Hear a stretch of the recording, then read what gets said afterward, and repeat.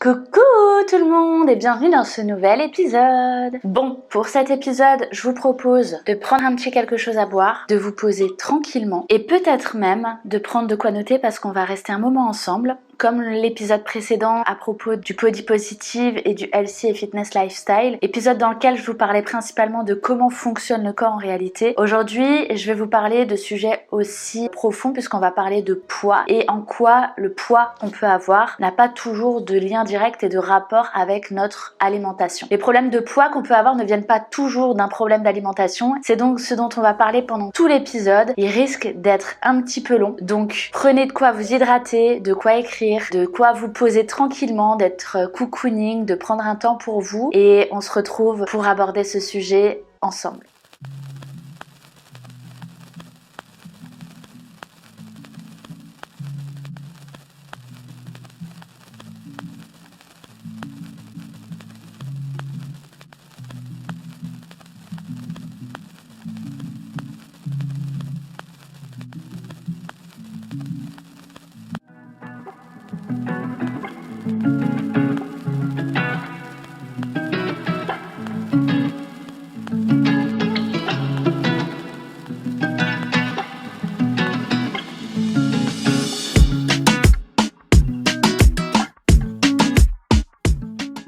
Ma mission, mon objectif, te permettre de devenir qui tu es vraiment. Bon, vous avez été pas mal nombreux à me demander des épisodes à propos du corps, du rapport au corps et tout ce qui est lié au corps. Donc j'ai voulu répondre à votre envie, à votre besoin, à votre attente, à vos attentes. Et au-delà de ça, c'est un sujet que je travaille moi-même en ce moment, un sujet très profond, très complexe, que je suis moi-même en train de travailler. Donc ça me fait hyper plaisir de pouvoir partager avec vous tout ce que j'ai déjà réussi à déconstruire et puis toutes les infos, toutes les recherches que j'ai pu faire à ce sujet-là jusqu'à aujourd'hui. On en a déjà parlé dans l'épisode précédent, comme je le disais tout à l'heure, à propos du rapport au corps, de comment fonctionne notre corps et l'impact que peut avoir les différents mouvements à la mode comme le body positive et le healthy et fitness lifestyle. Je vais vous remettre le petit encart juste là pour pouvoir aller checker la vidéo si vous avez envie de la voir maintenant et de voir celle-ci après ou de terminer celle-là et d'aller la retrouver après. Je penserai peut-être à vous la mettre aussi en note en bas de la vidéo. Donc, on va parler aujourd'hui de poids, de corps, comment on peut mettre en lien un poids avec un corps. Est-ce qu'on a du poids uniquement parce qu'on mange mal, parce qu'on fait pas attention à soi, parce qu'on se suralimente, etc., etc. On va voir ça ensemble aujourd'hui et c'est un sujet que je suis hyper heureuse d'aborder avec vous. Alors dans cet épisode, je vais aussi vous parler un petit peu plus de mon expérience personnelle, de mon vécu. C'est important pour moi de vous parler de ça parce que je pense que de vous parler de ce que je peux vivre et de ce que je peux traverser à travers tout ce que je suis en train de déconstruire sur une tonne de sujets, je pense que ça peut vous permettre, de vous rendre compte que vous n'êtes pas seul à traverser toutes ces choses, qu'on a tous des problématiques et qu'on passe tous par des phases de déconstruction, des phases de complications, des phases de moins bien, de mal-être, etc. Et deux, c'est important que vous compreniez que tout ce que je vous partage, c'est le fruit de beaucoup de temps de formation, donc des formations que je fais en autodidacte ou que je fais à travers des formations encadrées. C'est le fruit de beaucoup d'heures de recherche, de beaucoup d'heures d'expérimentation personnelle aussi sur moi-même, parce que c'est tout ce que je déconstruis que je peux vous retransmettre ensuite. Donc c'est important pour moi de vous dire que tout ce que je vous partage, ça sort pas tout droit de mon chapeau, ça descend pas du ciel. C'est des heures de recherche, d'expérimentation, de passion aussi. Comme je suis passionnée par vraiment la compréhension de l'humain dans sa globalité, c'est tout ça que j'ai envie de vous retransmettre et c'est ça que je vous partage dans chaque épisode. Et c'est pour moi important du coup de vous partager mon expérience personnelle parce que c'est à travers cette expérience personnelle que j'ai pu me forger ma vision des choses, que j'ai pu comprendre aussi des choses et que je peux ensuite vous les retransmettre à la fois à travers ces épisodes mais aussi en séance individuelle. Parce que c'est important de comprendre que je ne lis pas juste un bouquin et je vous retranscris ce que j'ai pu lire à travers cet ouvrage. J'expérimente vraiment tout ce que je découvre, je le mets en action, je le mets en pratique et ensuite je vous le retransmets. Et ça c'est hyper important. Et troisième chose aussi, c'est important, comme je le dis souvent en séance individuelle, j'ai beau être coach, moi aussi je traverse des choses compliquées et ce qui me permet de vous accompagner au mieux c'est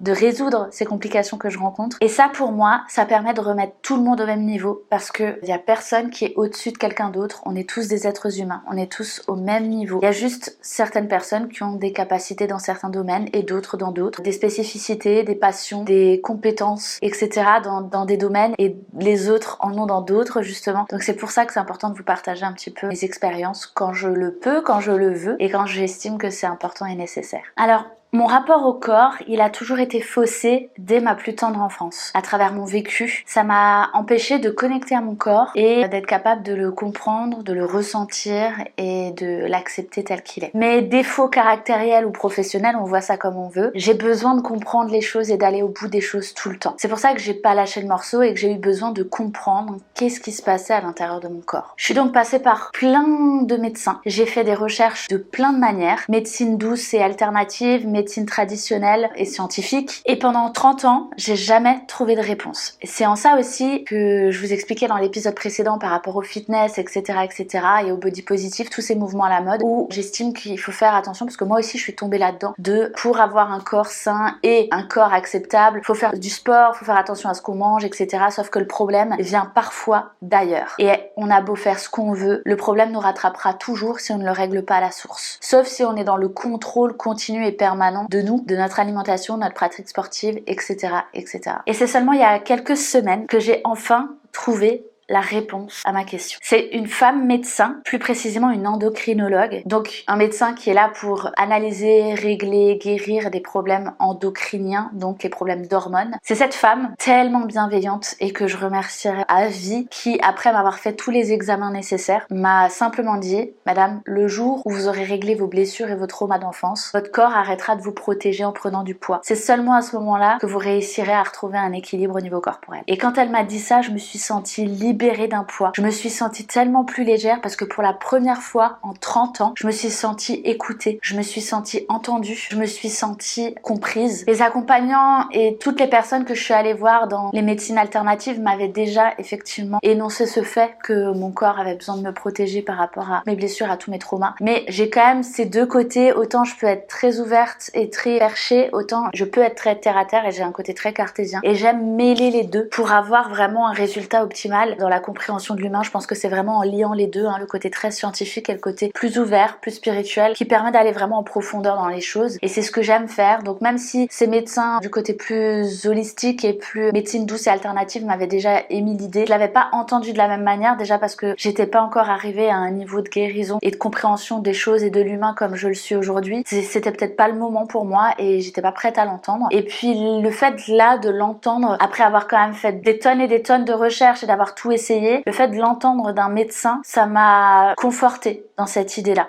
justement. Alors, dans toute ma splendeur, moi j'ai toujours besoin d'échanger avec les gens, de comprendre les choses. Donc je lui demande à cette femme, mais comment un médecin scientifique comme vous êtes peut me dire ce genre de choses en fait? Et elle me répond très simplement, très naturellement et avec beaucoup de douceur. Après des années et des années à vouloir impérativement faire des régimes et des rééquilibrages alimentaires aux gens, les plus hautes instances de la médecine traditionnelle et scientifique ont enfin compris que les problèmes de poids ne venaient pas toujours d'un problème d'alimentation. Et en fait, quand elle m'a dit ça, elle se rend pas compte à quel point elle a légitimé mon problème, à quel point elle a donné de la légitimité à ce que je pouvais vivre. Ça m'a permis d'avancer toujours plus dans le cheminement de ma guérison, de la compréhension de moi, de mon vécu et de la guérison de mes traumas. Et pour ça, franchement, je la remercierai jamais assez. Mais avant d'en arriver là, croyez-moi, j'ai fait une véritable traversée du désert. Et c'est vraiment de ça que j'ai envie de vous parler parce que il faut vraiment comprendre que quand on veut guérir l'humain, que vous soyez en position d'accompagnant, de thérapeute, de coach ou que vous soyez vous-même en train d'essayer de trouver des réponses à vos questions pour guérir, faut vraiment comprendre que l'humain, faut le prendre dans sa globalité. Il faut le prendre à travers son corps mental, son corps émotionnel et son corps physique, ainsi que son corps énergétique. Mais on peut pas régler un problème uniquement avec la tête. Juste conscientiser et comprendre les choses, de se dire ok, je suis comme ça parce que j'ai vécu ça, c'est la première étape, mais ça ne suffit pas à guérir les problématiques. Parce que tout ce qu'on vit est engrammé dans chacun des corps que l'on a. Et principalement dans le corps physique parce que c'est celui qui garde toutes nos mémoires. C'est pour ça que quand on parle de rapport au corps et de rapport au poids, si on va simplement aller voir une diététicienne qui va nous expliquer comment manger, comment répartir les macronutriments dans une assiette, comment manger équilibré, comment réduire sa prise alimentaire et donc calculer le nombre de calories qu'on mange parce que c'est simplement mathématique, moins on mange, plus on perd de poids. En termes de calories, moins on mange de calories, plus on perd de poids. Donc ça c'est juste mathématique. Il suffit juste d'avoir quelques notions pour le comprendre, savoir comment manger équilibré, manger un peu de protéines, un peu de légumes, un peu de lipides, un peu de glucides, etc., etc. Ça, c'est des choses, une fois qu'on le sait, c'est basique. Mais ça va pas venir régler le problème à la source si le problème est ailleurs. C'est pour ça que c'est hyper important quand on a un besoin de se reconnecter à son corps, d'accepter son corps, etc., etc., de prendre tout dans sa globalité. Le corps, c'est pas juste du poids, c'est pas juste qu'on va manger dans l'assiette. Le corps, c'est toute une histoire. Le corps, c'est tout ce qu'il a engrammé durant toutes vos années de vie, mais aussi tout ce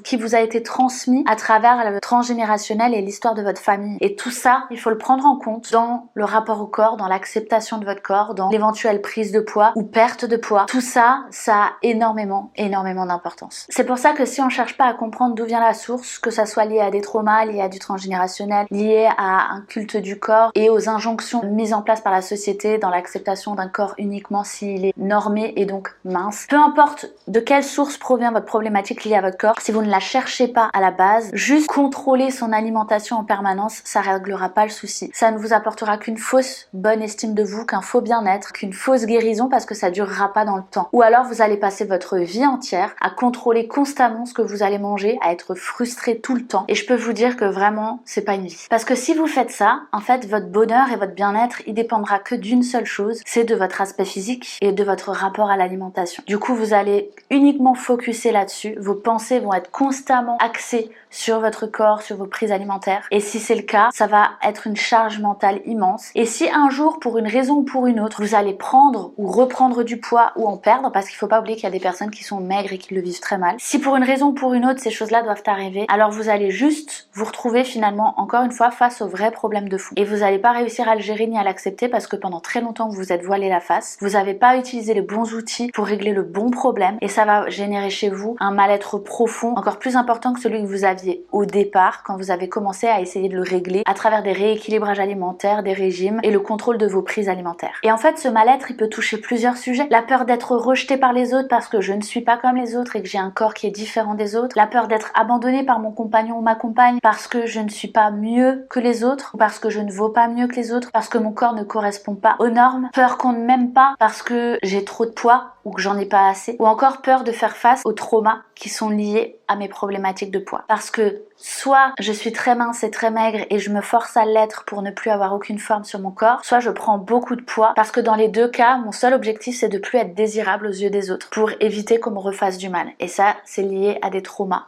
profonds, à des abus, à des choses qui nous ont empêcher de nous construire de la bonne manière parce qu'un jour on a vécu quelque chose de traumatisant. Et c'est ça qui fait que notre corps, d'une manière ou d'une autre, dans les deux extrêmes, soit en n'ayant plus aucune forme, soit en ayant trop, il essaye de nous protéger pour nous éviter le danger. Donc la passionnée de la compréhension de l'humain que je suis, après ce rendez-vous chez l'endocrinologue, a voulu continuer à rechercher encore et encore et encore des réponses. Et c'est tout ça que je vais vous partager aujourd'hui. Je tiens juste à préciser que avant d'avoir rendez-vous chez cet endocrinologue, je me suis fait lyncher par mon médecin traitant, justement à cause d'une prise de poids. Et en fait, ça m'a juste replongé 20 ans en arrière quand j'étais enfant et que à cette même période, mon corps a commencé à grossir simplement pour me protéger. Et que à cette même période, quand j'étais enfant, pareil, les médecins traitants, les médecins tout court me criaient dessus, littéralement, on peut le dire, en me disant il faut faire des régimes, il faut faire attention à ce que vous mangez, il faut ceci, il faut cela. Et en fait, jamais je me suis sentie écoutée, jamais je me suis sentie comprise parce que le problème n'était pas la nourriture. Sauf qu'on axait uniquement là-dessus le problème. C'est ça qui a créé du coup une croyance selon laquelle j'avais un problème parce que je ne savais pas manger de la bonne manière, parce que je ne faisais pas attention à ce que je mangeais. Et tout ça, ça a fait que repousser l'inévitable, c'est-à-dire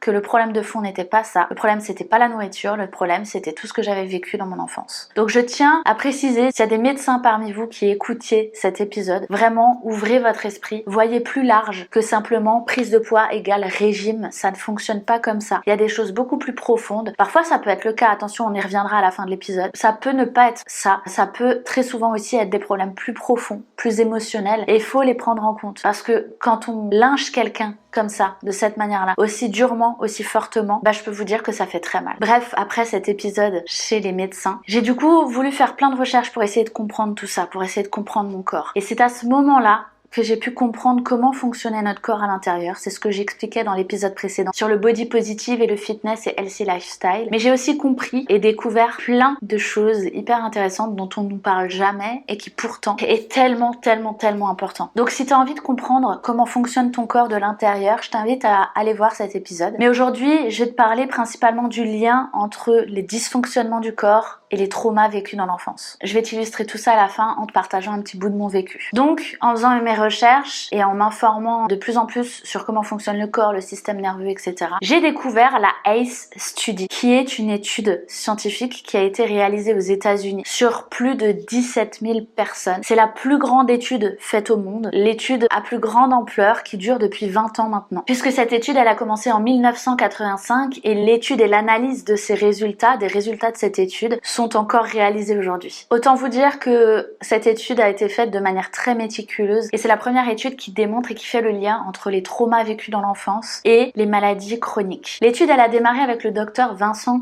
Felitti. Cette étude, en résumé, elle a démontré une forte relation entre les événements familiaux douloureux, les traumatismes vécus, les familles dysfonctionnelles, ce que l'enfant peut vivre dans une famille dysfonctionnelle et l'affectation des cellules qui se trouvent dans le corps. Le corps étant fait que de cellules. Il a été démontré du coup que ce qu'on vit dans l'enfance et les traumas qu'on va vivre vont modifier et affecter nos cellules. C'est de cette manière que l'étude a pu prouver que les morts précoces, les cancers, les maladies graves, les addictions à l'alcool, la drogue et la cigarette, les maladies mentales ou encore les problèmes de poids, entre autres, sont reliés aux événements vécus dans l'enfance. Des événements vécus dans l'enfance et non traités, non résolus. Ces événements, ces traumatismes peuvent être des abus, de la violence. Et quand je parle de violence physique, verbale ou émotionnelle. Avoir des parents ayant divorcé, avoir un ou des parents avec des maladies mentales, des parents alcooliques, un ou des parents dépressifs ou encore un membre de la famille en prison. Tout ça, ce sont des événements vécus dans l'enfance qui font dysfonctionner nos cellules, qui vont être engrammées et ancrées dans notre corps et qui vont ensuite générer des problématiques, des maladies. Ce qui nous intéresse, nous, aujourd'hui, et ce que j'ai envie de vous partager, c'est le lien entre ces événements vécus, ces traumatismes et la prise de poids. Le docteur Felitti, il était donc à l'époque chef de département dans un centre de soins, plus précisément un centre qui prenait en charge les obèses pour les aider à perdre du poids. Et c'est quand il était à ce poste-là qu'il s'est rendu compte que pendant 5 ans, il a observé et analysé que la moitié des personnes qui étaient en cure chez lui quittaient le programme alors même qu'elles perdaient du poids. Donc le programme fonctionnait, ces personnes en surpoids ou en obésité perdaient du poids et pourtant elles arrêtaient le programme et elles quittaient le centre. C'est à ce moment-là qu'il a voulu chercher à comprendre ce qui se passait, pourquoi ces personnes, alors que les résultats étaient positifs, ont décidé de quitter le centre et arrêtaient le programme. Et c'est ça qui a donné lieu à ces 20 dernières années de recherche sur la ACE Study. Et toutes ces années de recherche ont permis de comprendre tous ces liens dont je vous parlais tout à l'heure entre traumatisme vécu dans l'enfance et maladies potentielles éventuelles vécues par la suite comme des cancers, etc., etc. Au départ, le docteur Felitti, il était seul pour réaliser cette étude puisque c'est une question qu'il s'est posée tout seul et la seule chose qu'il avait entre les mains, c'était les dossiers médicaux de ses patients. Le seul lien qu'il a pu faire à travers tous les dossiers médicaux de ses patients, c'est que ces patients avaient à la base, à leur naissance, un poids dit normal, un poids stable, un poids équilibré et que tous ces patients ont du jour au lendemain, de manière subite et très rapide, pris énormément de poids jusqu'à se stabiliser à un certain poids. C'est le seul lien qu'il a pu faire entre toutes les personnes qui ont quitté le centre et qui étaient obèses. Alors même si c'était déjà un beau départ, c'était pas suffisant. Il a du coup voulu interroger une bonne partie des personnes qui avaient quitté le centre et qui avaient arrêté le programme alors qu'elles perdaient du poids. Il a donc interrogé plus d'une centaine de personnes en ayant toujours le même protocole et en posant toujours les mêmes types de questions. Alors au début, rien de particulier. Les questions amenaient des réponses standard, il trouvait rien. Jusqu'au jour où, à la question « À quel âge avez-vous eu vos premiers rapports sexuels ?», une personne lui répond « À 4 ans, avec mon père ». Et c'est donc là que s'en est suivi plusieurs autres personnes qui lui ont répondu la même chose et il s'est rendu compte que la plupart des personnes qui avaient arrêté le programme pour perdre du poids alors que ça fonctionnait, elles avaient toutes été victimes d'abus sexuels dans leur enfance. Et puis un jour, une jeune femme qui avait pris 47 kilos à l'âge de 23 ans après avoir subi des abus sexuels lui a expliqué que les personnes grosses, on ne les regarde pas, on ne les désire pas et que donc pour elle, prendre du poids n'était pas un problème, au contraire c'est ce qui la protégeait et c'est ce qui lui évitait le danger. C'est à ce moment-là aussi qu'il a compris, qu'il a fait le lien avec toutes ces personnes pour qui manger n'était pas un problème. Au contraire, le fait de manger les protégeait, leur permettait de prendre du poids et donc leur corps les protégeait des événements extérieurs extérieur. Et au-delà de ça, manger leur permettait aussi de mieux gérer leur émotionnel puisque manger les apaisait et leur évitait de ressentir de l'anxiété. Pour ces personnes-là, manger, prendre du poids, c'était pas un problème, au contraire, c'était la solution. Ce qui était un problème, c'était de ne pas manger et de ne pas prendre du poids et donc de faire face à cette anxiété et à ces peurs qui étaient insupportables. C'est pour ça que quand elles étaient dans ce programme de perte de poids, même si elles perdaient du poids et que ça fonctionnait, elles préféraient quitter le programme parce que c'était plus facile pour elles de continuer à manger et à prendre du poids plutôt que de faire face à l'anxiété qu'elles ressentaient à l'idée de pouvoir être éventuellement désirables, d'être regardées, de prendre le risque qu'on leur fasse du mal à nouveau. Donc à travers ça, déjà, vous pouvez comprendre que quand on a un problème de poids et qu'on sait qu'on fait ce qu'il faut pour manger sainement, etc., etc., à ce moment-là, c'est important de comprendre que le problème de base à traiter, c'est pas celui de la nourriture, c'est pas celui du corps, c'est pas celui du poids, c'est celui de l'anxiété qui se cache à l'intérieur, au niveau du système nerveux. C'est cette anxiété qui nous empêche d'avoir un rapport sain à la nourriture, d'avoir un corps avec un poids de forme, parce que le corps qui ressent cette anxiété veut nous protéger et donc a tendance à prendre du poids. Et nous qui ne voulions pas ressentir cette émotion et cette anxiété, du coup on fait quoi pour étouffer? On mange, parce que quand on mange, on libère les hormones du plaisir, principalement la dopamine, et c'est ça qui fait que du coup on se sent tellement bien qu'on ressent pas l'anxiété. Donc on préfère manger plutôt que de ressentir cette anxiété. Donc la seule manière de régler le problème à la source, c'est d'accepter petit à petit de vivre cette anxiété, de la ressentir et de venir rassurer le cerveau et le corps en lui montrant qu'il ne se passe rien de mal, qu'on n'est plus en danger à l'heure actuelle et qu'il peut retrouver un équilibre à l'intérieur, un rapport sain à la nourriture, un rapport sain au corps et surtout que l'intérieur du corps est en sécurité. C'est seulement à ce moment-là qu'on pourra guérir le problème à la source. Au même titre qu'on peut être accro aux jeux d'argent, à l'alcool, à la drogue, au sexe, aux séries télé, aux jeux vidéo, on peut être accro à la nourriture parce qu'en fait toutes ces choses-là sont juste le moyen de ne pas ressentir l'anxiété que l'on vit au fond. C'est juste une stratégie d'évitement, un moyen de fuir et d'éviter de ressentir ce mal-être intérieur qu'on ressent au quotidien. Alors aujourd'hui, attention, cette notion de manger pour étouffer l'émotionnel désagréable, il est valable pour tout. C'est pas uniquement pour les personnes qui ont vécu des abus, même si c'est encore plus prononcé chez ces personnes-là. Mais comprenez bien que la nourriture, c'est quelque chose qu'on a quasiment en libre accès, c'est quelque chose de très facile à aller récupérer au magasin. C'est quelque chose qui n'est pas mal vu, plutôt que de prendre de la drogue ou de l'alcool ou des antidépresseurs. Et donc, c'est facilement accessible pour la majorité des gens. Donc, dès qu'on va ressentir une contrariété, dès qu'on va être mal dans notre quotidien, dès qu'on va ressentir une tonne d'émotions désagréables et qu'on n'a pas appris à gérer, à ressentir et à accepter l'émotionnel, on va faire quoi? On va aller l'étouffer avec de la nourriture pour ressentir du plaisir et ne plus ressentir l'inconfort de cette anxiété ou de ces émotions désagréables. Tout ça pour dire que ce dont je vous parle, c'est quelque chose qui a été découvert il y a plus de 40 ans, rendez-vous compte, parce que le départ de l'étude a été fait par le Dr Filiti dans les années 85 sur une centaine de personnes et ça a été tellement probant que ça a été développé sur des milliers de personnes. Donc rendez-vous compte qu'il y a 40 ans déjà ça avait été découvert et que aujourd'hui encore les médecins ne sont pas au courant et n'ont pas conscience du fait que les problématiques de poids viennent d'ailleurs et ne sont pas toujours liées à un problème de malnutrition, de rapport à la nourriture et de savoir comment s'alimenter. Alors pourquoi? Alors qu'une étude comme celle-ci a été faite il y a plus de 40 ans et qu'elle a duré plus de 20 ans, qu'aujourd'hui encore on analyse les résultats de cette étude et qu'elle a prouvé à grande échelle à quel point les abus, les traumas de l'enfance et l'émotionnel mal géré peut avoir un lien avec la mauvaise alimentation ou la suralimentation, pourquoi on continue encore aujourd'hui à fonctionner à travers des régimes et pourquoi les gens ne le savent pas et ne le comprennent pas? Pour plein de raisons. Pour ce qui est du corps médical, ça peut être de la désinformation, de la mauvaise information. Aujourd'hui, on a tellement d'informations qu'on ne va pas à la source, on cherche ce qui est le plus simple, le plus rapide, etc., etc. Donc là, c'est un problème de désinformation. C'est des choses qu'on devrait peut-être mettre même directement dans les cours de médecine, au programme, et pourtant c'est pas fait. Mais au-delà de ça, pourquoi aussi on ne nous parle pas de ça? Tout simplement pour une question économique, une question financière. Est-ce que vous vous rendez compte à quel point ça rapporte de l'argent sur le marché? Tous les programmes amaigrissants, tous les régimes, les Weight Watchers, les Dukan, les régimes paléo, tous les régimes que vous retrouvez, c'est aussi une énorme machine à fric. Et c'est pour ça qu'on étouffe certaines informations parce que ça permet à toutes ces grandes enseignes de pouvoir gagner toujours un maximum d'argent. Et comme l'humain, il aime ce qui est rapide et facile, il a plus tendance à se dire, allez, je vais faire un petit régime, je vais perdre quelques kilos en 3 mois, je vais en perdre entre 5 et 10 et puis je vais être au top pour l'été. Préfère se dire ça, même si consciemment ou inconsciemment, inconsciemment, il sait qu'il va les reprendre 3-4 mois plus tard. Il préfère faire ça plutôt que d'aller chercher le problème à la source et de régler l'émotionnel mal géré, les éventuels traumas qui sont liés à la prise de poids et à une mauvaise alimentation. Sauf que rappelez-vous bien d'une chose, c'est que l'humain, le corps humain et l'humain dans sa globalité, c'est bien plus complexe qu'un simple déficit calorique. Encore une fois, je suis pas pour les extrêmes, je ne dis pas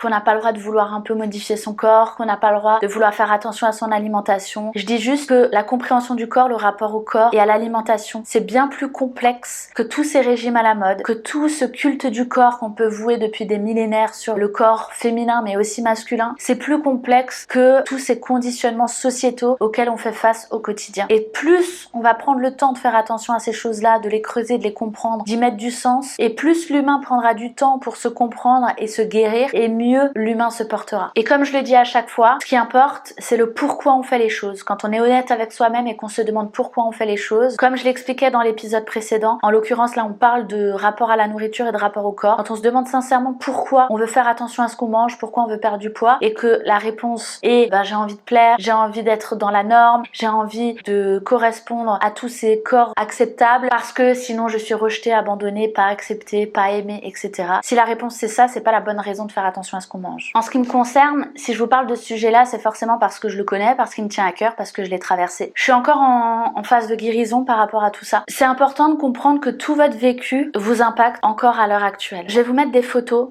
par ici pour vous montrer un peu l'évolution, mon évolution corporelle et à quel point en fonction de ce que j'ai vécu, mon corps a changé à chaque fois. Parce que cet effet de prise de poids, je l'ai vécu à chaque fois que j'étais dans un environnement insécurisant. Donc au début ma naissance, tout se passe bien, un poids de forme, un poids normal. De toute manière, quand on a un enfant en général, le bébé, on se pose pas la question de se dire il est trop gros ou trop maigre, l'essentiel c'est qu'ils soient en bonne santé, donc tout allait bien. Et puis je grandis, à 5 ans, je commence à voir et à vivre des choses qu'un enfant ne devrait ni voir ni entendre. Et c'est à ce moment-là du coup que je commence à prendre du poids à travers mon corps et aussi où je commence à m'alimenter différemment pour pouvoir survivre dans cet environnement insécurisant. Et à ça, vous ajoutez, donc il y a l'environnement familial insécurisant, et à ça vous ajoutez du coup les moqueries, le rabaissement constant, la comparaison que peuvent avoir les enfants entre eux, donc à l'école, avec les camarades, tout ce à quoi j'ai dû faire face par rapport à tout ça. J'ai aussi été beaucoup comparée à ma cousine qui avait le même âge que moi parce qu'on est nés à peu près à 2 jours près à la même date et qui elle avait un corps à l'opposé du mien, et donc du coup j'ai beaucoup été comparée de ce côté-là. Et donc vous rajoutez l'insécurité familiale et la comparaison constante de se dire tu n'es pas comme il faut, tu n'as pas un corps acceptable, tu es grosse, tu es ceci, tu es cela, c'est de ta faute, tu manges mal, tu ne fais pas de sport, tu ceci, tu cela, alors qu'en fait le problème il n'était pas dans mon corps, il n'était pas dans la nourriture, le problème de fond il était là, il était dans l'environnement familial et l'anxiété, l'insécurité permanente dans laquelle je vivais. À la suite de ça, à 11 ans, mes parents divorcent, ma mère s'en va, je me trouve donc seule à la maison avec uniquement des hommes, donc là forcément les tensions s'apaisent, parce que les parents ne sont plus ensemble, donc je prends le rôle de la femme au foyer, je m'occupe de tout, mais au-delà de ça, comme les tensions se sont apaisées, l'insécurité était beaucoup moins présente, et donc naturellement, entre cette insécurité qui a commencé à baisser et le fait que je grandissais au niveau de la croissance, ben, mon corps s'est allongé, donc j'ai commencé un peu à perdre du poids et à retrouver un peu un poids de forme. Donc ça c'était à partir de mes 11 ans. À 15 ans, je connais des abus, donc à ce moment-là, je ne subis pas et je décide du coup de m'expatrier et de me mettre en sécurité moi-même. Donc à partir pour l'instant, à ce moment-là, au niveau corporel en tout cas, tout reste à peu près linéaire. Et puis à 17-18 ans, je rencontre mon premier chéri. Donc je me mets en couple, on s'installe, etc. Et là, naturellement, hop, mon corps commence à regrossir. En fait, le problème, c'est que là, je me retrouvais face à mon plus grand danger. C'était le rapport à l'homme, le rapport à la sexualité. Et comme mon corps, pour lui, c'était un warning, il s'est dit quoi? Danger, il faut se sécuriser. Plus on grossit, moins on est désirable, moins on nous regarde, moins on a envie de nous, et hop, on se protège. À la suite de ça, ben forcément, j'étais pas bien dans ma peau. J'ai commencé à faire des régimes, et ça a fonctionné, parce que j'ai perdu tout le poids que j'avais pris, voire même plus. Et là, j'ai commencé à rentrer dans cet extrême de faut toujours plus. Effectivement, j'avais perdu plus. Donc je continue à vous mettre un peu l'évolution là de mon corps. Donc j'arrivais dans les standards de beauté. Sauf que moi déjà, je ne me voyais pas comme on me voit là sur les photos. Je me voyais plus grosse que ça dans le miroir. Et puis surtout, c'était malsain pour mon corps parce que j'écoutais absolument pas les besoins de mon corps quand je faisais ça. J'écoutais pas ses besoins en termes de sommeil, en termes de repos, parce que là, je faisais du sport à outrance, je mangeais très peu. J'étais vraiment dans les extrêmes, en fait. Donc, à partir de ce moment-là, j'étais dans l'acceptation sociale, mais par contre, j'étais pas du tout dans l'acceptation de moi, de mon corps, dans le respect de ce que j'étais, en fait. Donc, tout ça continue sur quelques années, puis je rencontre mon compagnon actuel. Et là, pareil, du jour au lendemain, le corps commence à prendre du poids. À la différence de mon couple précédent, à cette période-là, jusqu'à il y a encore quelques mois, je faisais 5 séances de sport par semaine et je mangeais healthy. Malgré ça, mon corps prenait du poids. Mon corps augmentait en termes de volume, malgré le fait que je fasse 5 séances de sport par semaine et que je mange sainement. Donc autant vous dire que je le vivais très mal parce que forcément,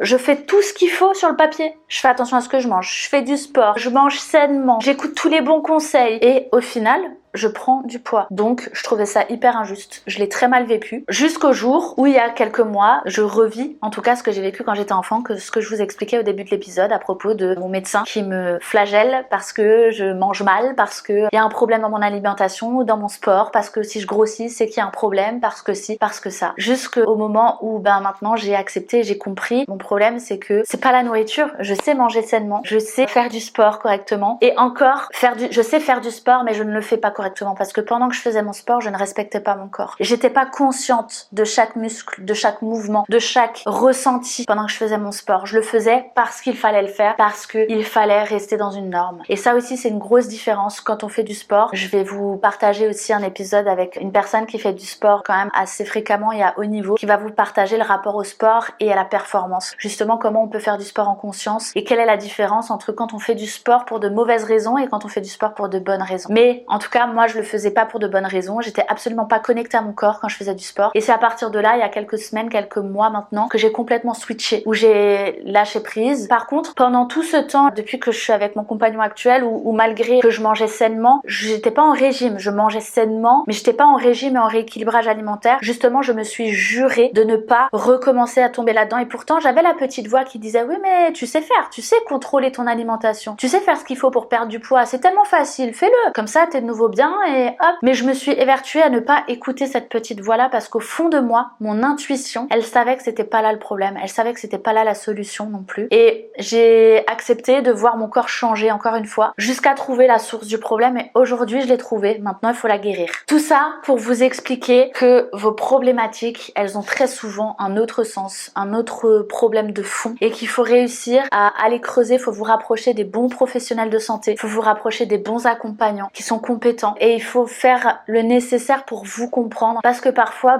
les médecins ils ont pas toutes les réponses, ils ont pas la science infuse et que c'est à vous d'aller chercher les réponses au mieux possible, de chercher à vous comprendre, c'est votre responsabilité, de chercher à vous comprendre, de chercher à comprendre comment vous fonctionnez en tant qu'être humain, de chercher à faire du lien entre votre enfance, vos traumas, vos expériences vécues et ce que vous pouvez être, ressentir et vivre aujourd'hui parce que en fait ce qui se passe c'est que j'ai beau être une adulte dans un corps de quelqu'un qui a 31 ans, en fait à l'intérieur je revis et je suis l'enfant qui avait 7 ans jusqu'à mes 14-15 ans. Et c'est ça la différence, c'est qu'aujourd'hui je réagis et je vis à travers le vécu d'une enfant de 8 ans, mais dans un corps d'une adulte de 31 ans et dans la vie d'une adulte de 31 ans. Et c'est ça qui fait que du coup je ne peux pas avoir un équilibre au niveau corporel parce que mon corps, mes cellules, mon système nerveux sont tous impactés par ce que j'ai vécu, par les traumatismes et l'anxiété, l'insécurité permanente dans laquelle j'ai évolué depuis toute petite. Donc prenez le temps, vraiment donnez-vous cet amour-là, soyez assez bienveillant envers vous-même pour vraiment prendre le temps de vous offrir l'opportunité, la possibilité de vous comprendre, de légitimer ce que vous avez vécu, de vous donner de la place et de guérir ce qui a besoin de l'être pour avoir une vie équilibrée, saine pour vous. Alors comme à chaque fois, je vais vous donner un petit peu des petits tips et des petites choses que vous pouvez déjà mettre en place pour en tout cas essayer de vous comprendre et voir un peu ce qui se passe à l'intérieur de vous. Comme je le dis à chaque fois, ce que je vous explique là, c'est vraiment quelque chose de très précis, à savoir la relation entre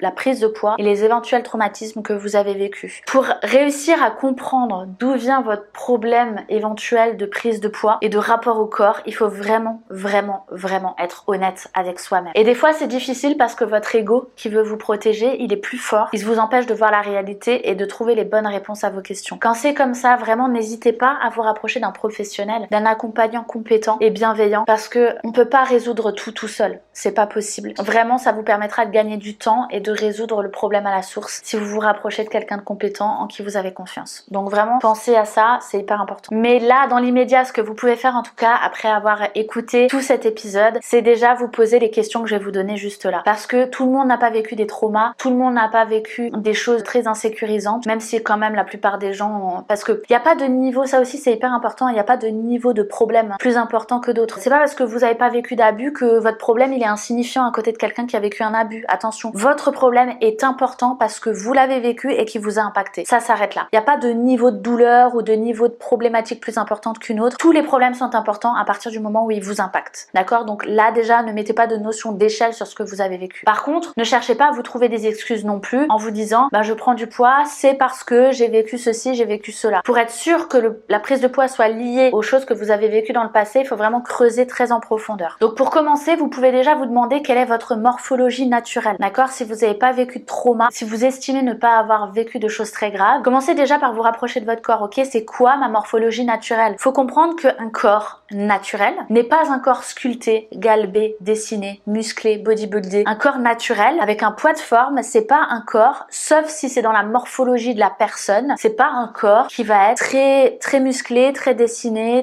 un corps qui est comme ça, c'est un corps d'une personne qui fait ce qu'il faut pour, c'est-à-dire qui va faire X heures de sport par semaine, X heures de musculation, qui va avoir des prises alimentaires spécifiques, etc., etc. Ça, c'est pas un corps naturel, d'accord? Donc déjà, posez-vous la question de quelle est ma morpho naturelle, quel est mon corps, comment il est naturellement. Et est-ce que tu connais et acceptes ton corps tel qu'il est? Ça aussi, c'est hyper important. Ensuite, demande-toi quel rapport tu entretiens à la nourriture, sincèrement. Comme je le disais dans l'épisode précédent, on peut dire je suis épicurien, mais est-ce que c'est pas pour se cacher derrière le fait qu'on aime bien manger pour justement ne pas ressentir de l'émotionnel? C'est pas une bonne raison de dire que je suis épicurien. Sincèrement, quel est le rapport que tu entretiens avec la nourriture? Est-ce que tu es trop dans le contrôle? Est-ce que tu es trop dans le lâcher prise? Est-ce que tu as une relation saine et naturelle avec la nourriture? Tu peux autant manger sainement parce que tu aimes faire du bien à ton corps, mais manger un burger de temps en temps, c'est pas grave pour toi.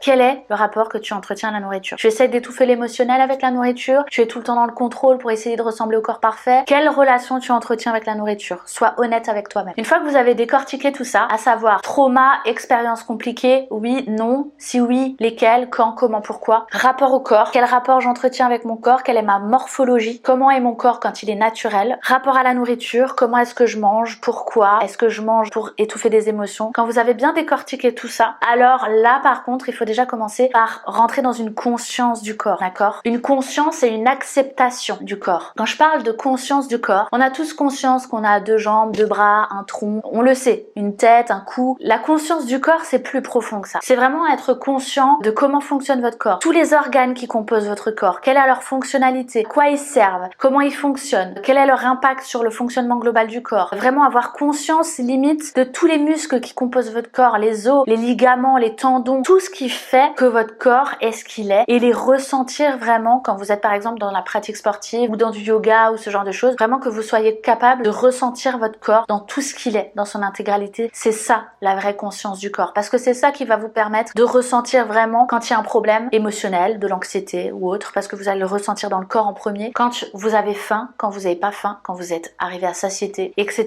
etc. Tant que vous n'avez pas de conscience du corps, vous ne pouvez pas avoir conscience de tous ces ressentis-là. Et ça se travaille, c'est un travail de longue haleine. Si vous l'avez pas eu au départ de votre vie ou si vous l'avez coupé à un moment donné par rapport à des expériences vécues, c'est quelque chose qui demande du temps, qui peut être parfois inconfortable, mais qui est vraiment nécessaire pour pouvoir guérir. Une fois que vous avez conscience de votre corps, vous en avez assez conscience pour le respecter et l'aimer assez pour en prendre soin. Et ça veut dire que vous allez du coup naturellement vous tourner vers ce qui est bon pour lui. D'accord? C'est pour ça que très naturellement, il y a des gens qui mangent, on va dire healthy justement, ou sainement, mais pas parce qu'elles veulent faire attention à leur poids ou rentrer dans une norme, vraiment parce qu'elles ont une conscience importante du corps et qu'elles veulent en prendre soin. Elles ont conscience de ce qu'elles digèrent, de ce qu'elles ne digèrent pas, de ce qui est bon pour elles, de ce que leur corps accepte et n'accepte pas. Chaque corps est différent et ça, faut en avoir conscience aussi. Que vous pouvez digérer quelque chose et la personne à côté ne va pas bien la digérer. C'est pour ça que c'est important de se connaître et de conscientiser, de comprendre important de son corps. Et une fois qu'on a conscientisé le corps, on aura plus de facilité à aller l'accepter. Et quand je parle de l'accepter, c'est-à-dire l'accepter, l'aimer, le chérir, même s'il ne correspond pas aux normes de beauté. Ça veut dire, une fois qu'on est dans l'acceptation du corps, ça veut dire ne pas le cacher, mais l'accepter, le montrer. Ça veut dire ne pas le martyriser en faisant du sport à outrance ou en réduisant ses prises alimentaires. Ça veut dire le chérir. Ça veut dire aussi, quand on est dans l'acceptation du corps, ne pas le considérer comme acquis et en prendre soin tous les jours pour prévenir d'éventuelles maladies à venir. Parce que votre corps vieillit. C'est bien la seule chose qui vieillit, c'est votre corps, parce que votre esprit, votre âme, tout ça, elle garde toutes ses mémoires. Votre corps, lui, il vieillit, il flétrit, il prend de l'âge, il fonctionne moins bien. Et pour prévenir tout ça, il faut prendre soin de votre corps. Et pour arriver à ce goal ultime qui est la conscientisation et l'acceptation du corps, ça demande du temps, ça demande de l'implication en termes d'énergie, en termes d'implication dans le processus, en termes de peut-être même financier pour se rapprocher d'accompagnants compétents. Ça demande de l'implication en termes de connaissance et de compréhension de soi. Et ça demande aussi beaucoup de déconstruction. Parce que entre ce qu'on vous a appris dans votre enfance à travers l'éducation de vos parents, ce qu'on vous a dit à l'école, ce que vous entendez dans les publicités, ce que vous trouvez aujourd'hui à travers les réseaux sociaux, il y a beaucoup de choses qui vous conditionnent et au final, vous savez pas ce que vous faites ni pourquoi vous le faites. Donc tout ça, il faut déjà le déconstruire et ça demande déjà un gros travail de fond. Donc il va falloir vous armer de patience, d'amour pour vous-même, de respect pour vous-même, de temps et foncez parce que le processus, il se fait pas en un jour, il se fait pas en quelques semaines, il se fait pas en quelques mois, il prend du temps. Ce processus-là demande du temps. Donc il faut vraiment avoir envie et s'aimer assez fort pour pouvoir avoir envie de mettre en place tout ce processus-là et d'avancer vers un mieux-être pour vous. J'arrive à la fin de tout ce que j'avais envie de vous partager aujourd'hui. C'est un gros épisode. J'espère que vous avez bien pris ce dont vous aviez besoin pour tenir pendant tout l'épisode. J'espère que vous avez pu vous poser tranquillement, écouter tout ça. N'hésitez pas à revenir dessus, à prendre des notes, à vous poser les bonnes questions, à répondre aux questions que je vous ai posées. En tout cas, j'ai été très heureuse de vous partager tout ça aujourd'hui. C'est un sujet qui me tient beaucoup à cœur, donc j'espère qu'il vous aura apporté beaucoup de choses. Pensez à venir en commentaire pour me partager un petit peu vos ressentis, vos retours par rapport à ce que je vous ai partagé dans cet épisode. Je serai heureuse de vous lire. Je suis aussi dispo sur toutes les plateformes, tous les réseaux sociaux. Vous pouvez venir communiquer avec moi. En attendant, je vous fais plein d'énormes bisous. Prenez soin de vous, vraiment, respectez-vous, aimez-vous, conscientisez tout ça, apprenez, nourrissez-vous, découvrez-vous et on se retrouve bientôt pour un nouvel épisode. Ciao!